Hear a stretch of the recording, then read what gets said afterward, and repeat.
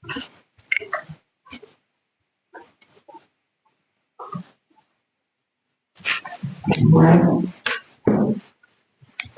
عليكم زملائي الأعزاء، أسعد الله مساءكم وصباحكم وكل أوقاتكم بالخير. معكم الدكتور حيدر حردان، محبكم ومحدثكم، وارتأيت إن شاء الله أن أبدأ بعد التحية أن أبدأ ببعض الفيديوهات لنقول عنها فيديوهات تثقيفية نتشاور فيها بالهم النقابي وكيف يمكن أن تكون المرحلة القادمة إن شاء الله فيما فيه خير ومصلحة لهذه النقابة وللجميع، بحيث يعني نخرج بأفكار وطروحات ومشاريع وخطط ممكن تقدم للمجلس القادم. لا نعلم من، العلم عند الله سبحانه وتعالى، وإن شاء الله يعني يكون فيه الخير للجميع. وكل التحية والمحبة لكم مني. بقي على الانتخابات إن شاء الله قرابة ال4 أيام، وهذا استحقاق انتخابي طيب. بل أنا من الناس الذين يعني يحبون أن يسمون هذا اليوم بالعرس الانتخابي وليس استحقاق، عرس انتخابي ما شاء الله. نجتمع فيه، نرى زملاء ممكن لم نرهم منذ زمن. معلش أنا أحكي لغة عربية فصحى ومكسرة شوي، يعني ممكن نشوف زملاء إن ما شفناهم من زمان، وفرصة نلتقي فيهم، فرصة إنه إحنا نسمع للهم النقابي، نسمع إيش، لأنه يا زملائي الزمن تغير، الزمن لم يعد كما كان بالأمس. الأمور بطلت زي أول، إنه والله ادفع اللي عليك بالنقابة ويلا وخلص وروح وكذا، وكل كم شهر ادفع وانتهى الموضوع. الزمن بتغير، القوانين بتتغير.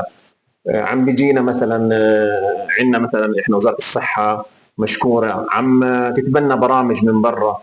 البرامج هاي فيها مثلا ساعات لازم يكون في عندنا ساعات تعليم طبي مستمر، لازم يكون عندنا كذا كذا كذا كذا كذا، لازم تحضر مؤتمرات، تحضر محاضرات كذا. الامور هاي قوانين المسائل الطبيه، قوانين كثيره ما يتعلق بصناديق النقابه، ما يتعلق بالتامين الصحي، ما يتعلق بالتقاعد، ما يتعلق هاي كل الامور بطلت زي اول. الآن يعني في توجهات كثيرة.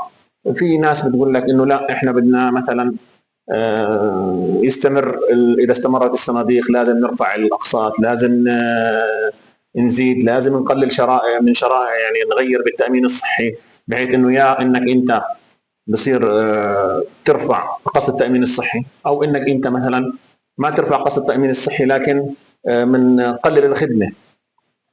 ويعني وشفنا احنا التوجه يعني صار للتامين، اداره التامين الذاتيه، بحيث انه نقلل من التكاليف اللي علينا، وان شاء الله بتكون قلت يعني.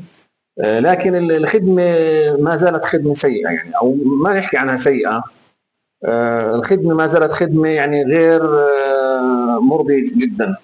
في بعض الحالات تتصل انت على، العفو من كلمه سيئه، هو ليست سيئه يعني عشان لا تحسب علي، لكن انا لما انا بتصل بروح على مركز طبي وبرفضوا علاج ابني وبنتي وما بده يعالج، يعني بقول له طب بقول ليش ما بتعالج؟ خلص احنا ما بنستقبلكم. بروح بقدم ورقه للنقابه، شكوى ما شكوى، والشكوى ما حدا سال عنها ولا حدا دير فيها، يعني يمكن او ما يعني ما حدا، لانه في اخر اجتماع في الهيئه العامه سالت النقيب عن السؤال هذا، قال لي انت تذكرت يعني اليوم تذكرت تحكي عن الموضوع هذا؟ انا من 3 شهور مقدم شكوى لقسم التامين الصحي في الموضوع هذا، وسالت عنه اكثر من مره ولم ياتيني الرد صراحه، وانا ما زلت انتظر الرد. لكن النقيب حكى انه انا ما سمعت عن الموضوع، هو ممكن ما سمع عنه لانه ما وصله، لكن انا قدمت شكوى يعلم الله سبحانه وتعالى في ثالث يوم او خامس او سادس يوم في رمضان الماضي، وما بعرف شو صار فيها. مش موضوعنا. احنا هون ما بنتكلم عن امور شخصيه، يعني قد يكون بعض الامور شخصيه وقد يكون بعض الامور نوضح فيها، لكن احنا بنتكلم عن الهم النقابي.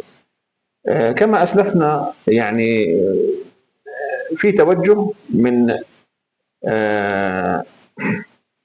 مجموعه فاضله من زملائنا انه الفكر لديهم او عندهم انه احنا اذا بدنا نمشي بالنقابه لازم نعمل 1 2 3 نطلع على اللي احنا اللي ماشيين عليه ونرفع هون ونرفع هون وننزل من هون ونشيل من هون ونحط من هون.